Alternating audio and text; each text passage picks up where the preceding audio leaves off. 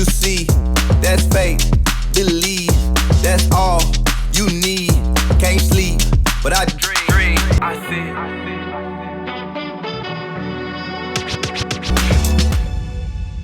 All right, welcome to another episode of How I See It. I am your host, your anchor, your producer, everything in between. I'm DaLaun Dillard. Happy to have you here for the second episode of this. And with June being Men's Health Month, we're talking about your mind, your mental health when it comes to the fellas here this morning. And I'm joined here by two fellas who know a lot about mental health and have lived it, walking it, working it, everything in between. I have Brian Ellison, the founder of the Black Man Project, and Quentin Jiles. He is a therapist, and we talk. You hold a lot of titles. We're talking about therapy today, though, correct. for sure. Yeah. So both of you all work in a space where you're working to attract more men, especially our community, Black men, to take care of their mental health. I'll start with you, Brian. I know you have the Black Man Project, which essentially, and I was doing some research on it, it really works to change the misconceptions. This is specifically from your website, change the misconceptions like one-dimensional expression and emotional inaccessibility, specifically when it comes to Black men. Tell me more, what exactly does that mean? What exactly does that mean in layman's terms? Essentially, man, I wanted to create the space that I was looking for. As I was delving through my own mental health crisis. So I took my pain, created a purpose, and it created a platform. And so the platform is the Black Man Project. And the Black Man Project allows men to come to group therapy sessions. It allows men to come to morning meditations. We also do youth workshops.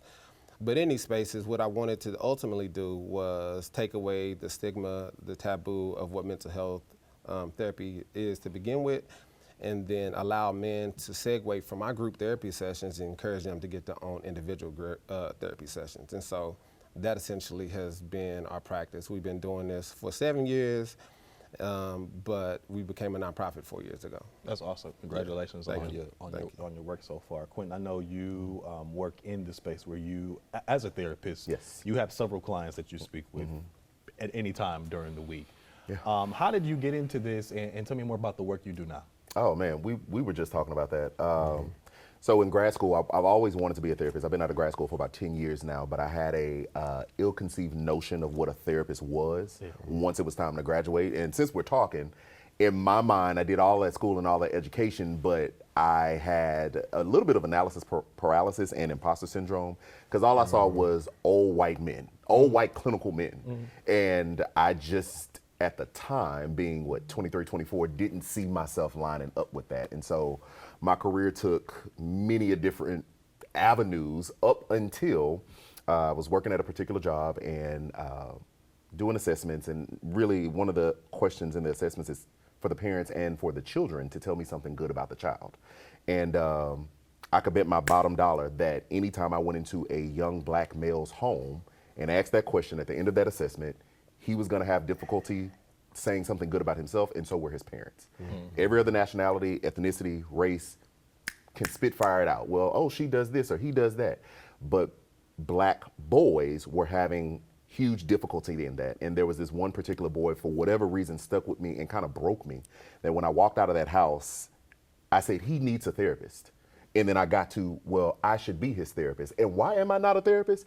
So I had to go back and kind of unpack why I hadn't done the thing that I actually went to school to do. I did all these other things, which were great, but I'm not doing the thing that I wanted to do. And so at that point, when I realized that and kind of broke out of that imposter syndrome and really got into the field, it's been life-changing for me. I hope it's life-changing for my clients, but for me personally, seeing the progression in people, and particularly Black men, because 70% of my client load right now are males, Black men and boys.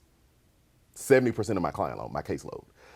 And to reach the aha moments, to hear them figure out and see their own patterns and see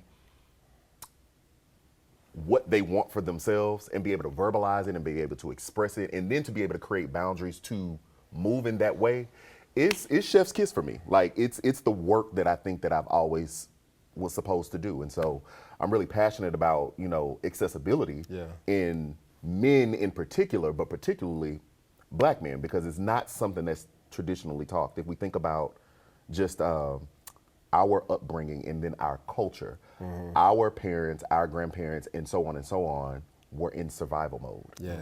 So we can have a whole discussion about slavery and Jim Crow and all the atrocities, but at the bottom of that, our people were trying to survive. Yeah. And so you have generations of parents parenting out of survival. Yeah. And I think this generation has a beautiful opportunity in that. I think the millennials, the Gen Zers are breaking out of that. Yeah. Is everything perfect in this country? Absolutely not.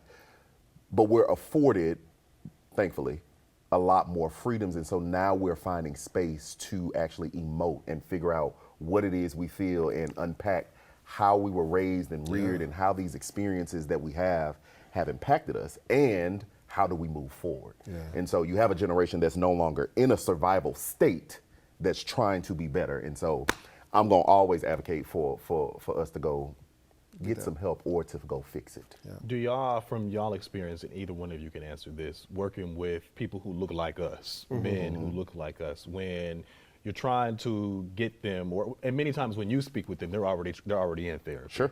But trying to get them to go to therapy, oftentimes we know it's a taboo topic in our community. What do you hear from people when you're telling them like, hey, maybe you should go get a therapist, maybe you should go get some help? Piggybacking on what you said, I think we are in a unique space to where we are exploring new terrain, especially when it comes to the accessibility to the emotional will. So, case in point, you know, most men are taught it's okay to express anger.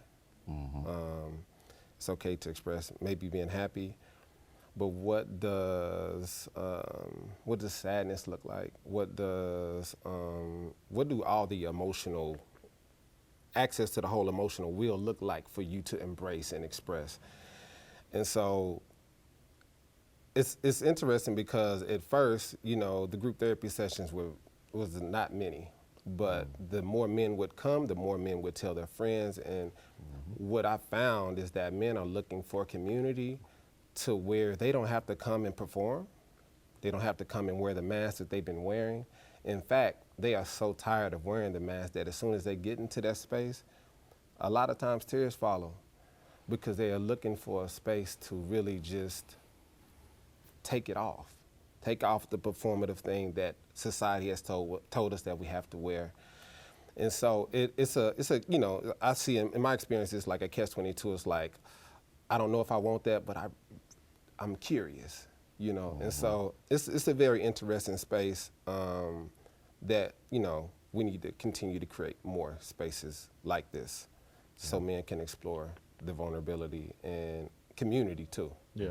We were talking when I spoke with you earlier about how in our community specifically, it's like people will, I'm gonna go to church, I'm gonna church it out, I'm gonna pray it off. And it's like, baby, God created the therapist for your mind just like he made a cardiologist for your blood pressure. Correct. How do you navigate that when you're talking to people that are like, I'm just gonna pray about it? And it's like, well, he gave you the wisdom to go find some help. Go for it, baby. Yeah. It is an interesting dynamic. I will say this.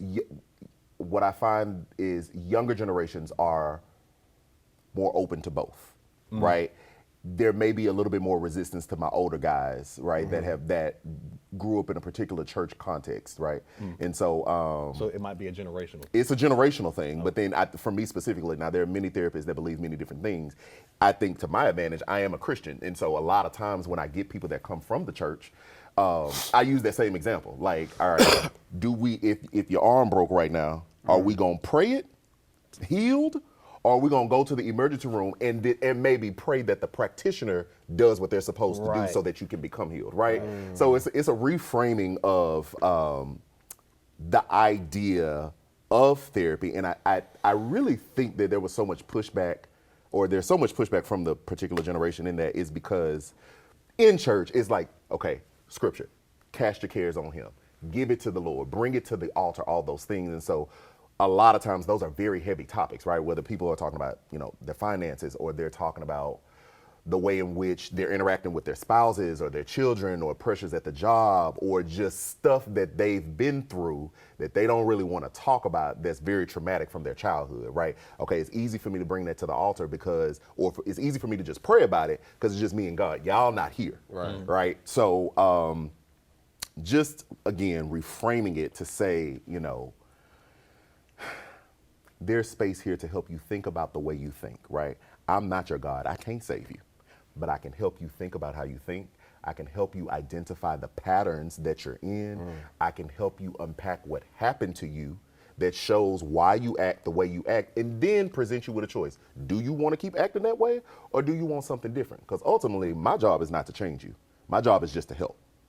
And that's the ideology I come from. Yeah. In terms of clients, I know you're saying you have 70% of Yes. men as your clients. And Yes. obviously, you have the Black Man Project where you're working with Black men. And we have the Black Man Project and the Black Woman Project. Okay. Okay. Yeah. In the last 6 months, we've been able to assist over 1,000 people with our group therapy sessions. Wow. 2,000 people when it comes to our morning meditations, and over 100 youth with our youth workshops.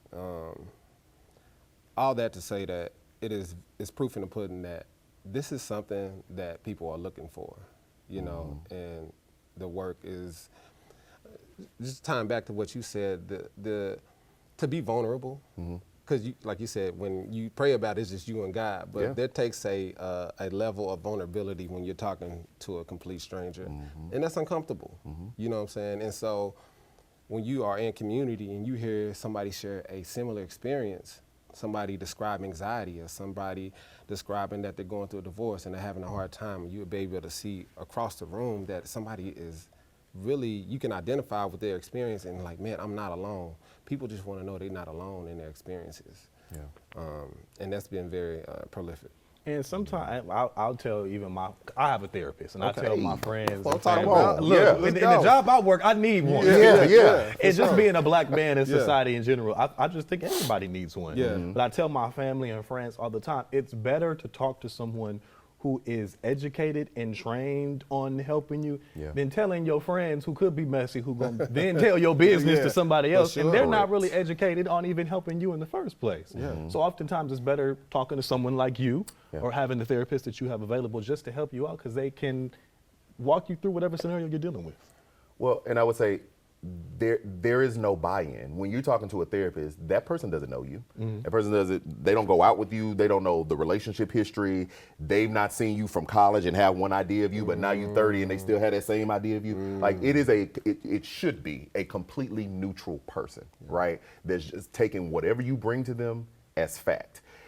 That's one of the things in my initial meetings or my initial assessments with my clients. I tell them, like, whatever you tell me, I'm gonna take it as true, because I don't know.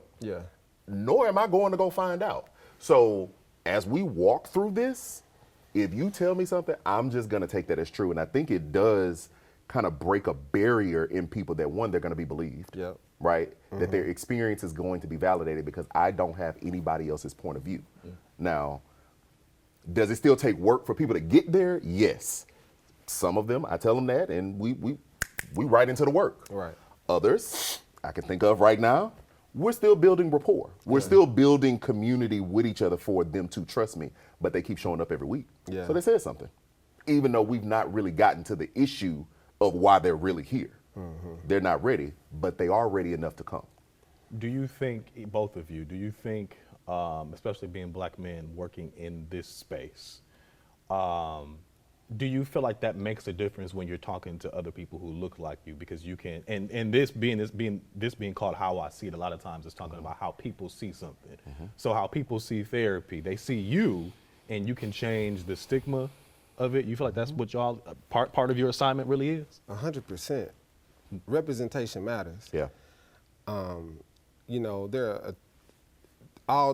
We're not monolithic. We all don't look the same. But when someone looks at me, I hope that they can identify with me just based on how I look and how I present myself, and understand that, man, if he is seeking this out, maybe it's something I can seek out too. And I say this to men all the time. I said, imagine, especially when it comes to mental health, imagine you have a room in your mind, and in that room you've put all your stuff that you thought bothered you, didn't bother you. You put all this stuff in this room, and then one day you turn 30, and that room burst, and everything that you thought didn't bother you is out and open, and you got to sift through every single thing, and all of those things are different traumas. You need help with that. You need professional help with that. And I'm hearing you saying you go to therapy. I wonder, I want to ask you, was there a turning point where you was like, oh no, I need to go to therapy? Like, was it something traumatic, or was it like, let me get ahead of this because I feel like I'm not okay? I first went to therapy in 2020. I feel like that's when everybody was starting to realize, like, oh, I need me a little bit of help. Yeah. And but I have been saying for years, especially with the job I work, I was trying to push other people to take ownership of their mental health. And it was like, boy, you're not even taking ownership of your own mental health. Like, you're being hypocritical. So this is my second therapist, because I went to therapy in 2020, and then I just started going back to a new one when I moved here. So yeah, 2020 I think is what pushed me, but I had always been saying I was gonna go to one. Gotcha. So yeah. That's good. And I've always been big on, my therapist is black, and that's not to say because you're black you have to have a black one. Sure. But I was always big on having a black one because I wanted someone to, in my view, who could understand me, and I don't have to explain everything to you. And it's some days where it's like, I'm on therapy with her on Zoom with my do-rag on and my robe on, laid under the covers, just talking to her. And to me, it's like, that's like my homegirl. And that's how it should, to me, in my opinion. I mean, and you can weigh in. Is that how you would want your clients to view it? Like, y'all are not friends. We're not. But it's like you're talking to a friend. Sure. There is a certain level of comfortability that I want my client to have, but there's still a boundary that I have to keep as the therapist to ensure, like, we're not friends. I'm here to help. I'm here to assist. I'm here to help you fix it, but sure, absolutely. So our practice is 100% virtual. So however you want to show up, you can show up. Sometimes my clients don't even get on camera. It's fine with me. I'll be on camera. Yeah. If that's how you want to show up that day, cool. Are we doing work? Yeah. If we're doing the work, it doesn't matter how you show up. And that's just my ideology. I don't think that you should have to put on to go to therapy. And just to answer your other question, yeah, black representation 100% matters. 100%. I hope I don't box myself out. I'm gonna say this: 100% of my clients are black. Oh, I'm lying. I'm lying. Ooh, the one. 99.8% of my clients are black. Yeah. And majority of them have told me I came here the same reason. I don't want to have to explain certain things, right? Can we talk about how therapist is not a one size fits all? Like, it's almost like dating. Like, you have to, just because you meet with your first therapist, that doesn't mean that's the therapist you're supposed to be matched with. Yep, correct. Can you talk a little bit about, 100%. From the therapist standpoint or the person standpoint? Both. Okay, so from the person standpoint, I would 100% agree, right? Because let me say this: all skin folk ain't kin folk as well, right? So just because I'm black, that may reduce the barrier to entry, but I may have a completely different experience in being black, right? The client may come from a certain socioeconomic status where there is a lot of trauma in the community, a lot of poverty in the community, and the black therapist could come from a very affluent family. Both black, two different lived expressions and two different lived experiences. So maybe that therapist won't ultimately identify with some of the things, and maybe the client does have to explain some stuff, right? So if you find that you are having to over-explain, or that even just that the vibe is off, right? Yeah. If the vibe is off, then the vibe is off. Yeah. So go find another one that kind of fits your personality. I think it's important for clients to kind of ask the therapist what their ideology of therapy is. That'll really help you understand where that person is coming from. So for me, I can't save you. Don't come to me if you want saving. Jesus alone, that's it. What I can do is assist you. Like I said it earlier, all I can do is assist you in trying to identify patterns. I can assist you in trying to do something new. I can assist you in unpacking some of the stuff so you can show up better. And then if you tell me what you want, I can assist you on finding and setting goals and boundaries for us to get there. But don't come to me if you want to be saved. Some therapists think they can save you and heal you. Great. That's not my ideology. So it's important for clients to ask their therapist that. And then on the flip side, therapists have to we're not supposed to hold on, I don't want to get in trouble. We're not supposed to have like favorite type of clients, right? However, just like with a doctor, there are different expertise, right? Yeah. If I'm having issues with my heart, I'm gonna go to a cardiologist. I'm not gonna go to an optometrist. Yeah. Right? True. So there's specialties within the field. And so therapists have to get to a space where they understand their skill set, get the proper training for an ideal type of client that you want to serve, right? The population you want to serve. And so sometimes we can get caught up with just taking everybody, which is not beneficial, because are you really serving the client the best you can because you are this mass generalist, which is not a bad thing, because you even have generalists in medicine.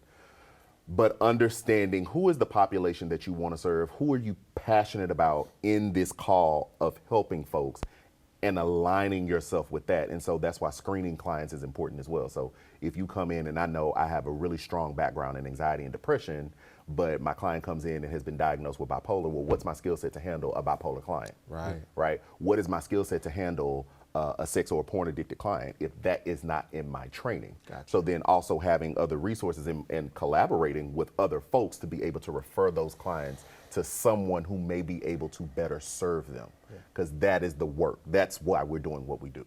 Juan, forgive me. Give me an extra 2 minutes. I'm sorry. I'm sorry. All good.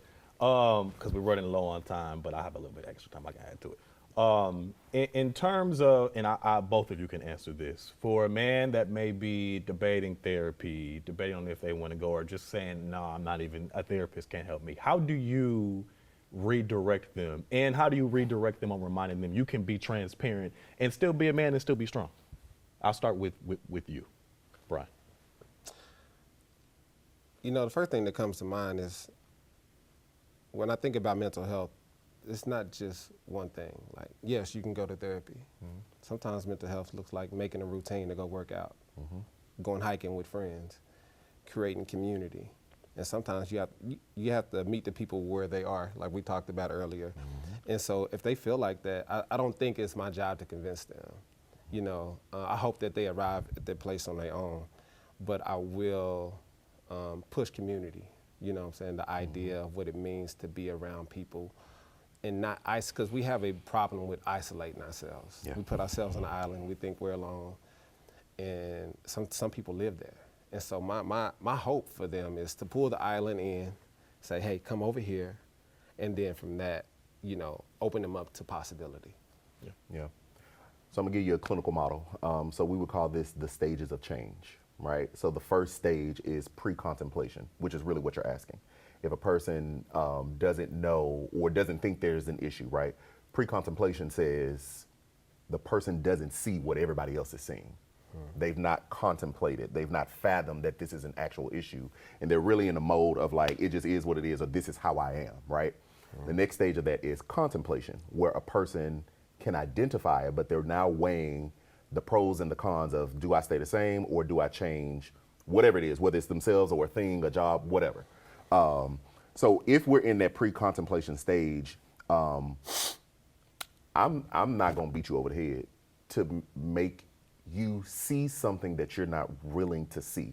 Now, I do have clients that I have that are mandated to be there. It's a totally different population, right? That takes a lot of extra work because they don't want to be there anyway, but they are mandated. So it's not really a pre-contemplation thing. They have to be there for other reasons. But if a person doesn't see that there's an issue, there's really not much you can do to convince them until they hit a space where they see it as an issue. And once they begin to see it as an issue, I think that provides access for you to dialogue and talk about what are some next steps. What does it look like to change it? What does it look like to get better or to be in community? So that's a tough one, but I'm not in the interest of beating people over the head to help you help yourself. You got to see yourself so then you can fix yourself. Correct. Real quick, how can people get in contact with either of you if they need to? Follow us on Instagram at The Black Man Project, or go to our website, theblackmanproject.com. Yeah, for sure. And same, Instagram, Quentin R. Jiles, or my website, quentinrgiles.com. All right. Well, Brian and Quentin, I appreciate you both. We could talk about this for another 20, 30 minutes. Yeah. So I appreciate both of you for being here and your time. And Appreciate you for joining me here as well. Make sure you get you a therapist if you can, for sure. Yes. And there are so many resources. You got therapy for black girls, therapy for black men, I believe, is online too, where you can find a black therapist. I'll see you back here next week as well for another episode of How I See It, and that's how we saw it today. Have a good one. You see, that's fate. Believe, that's all you need. Can't sleep, but I dream. I see.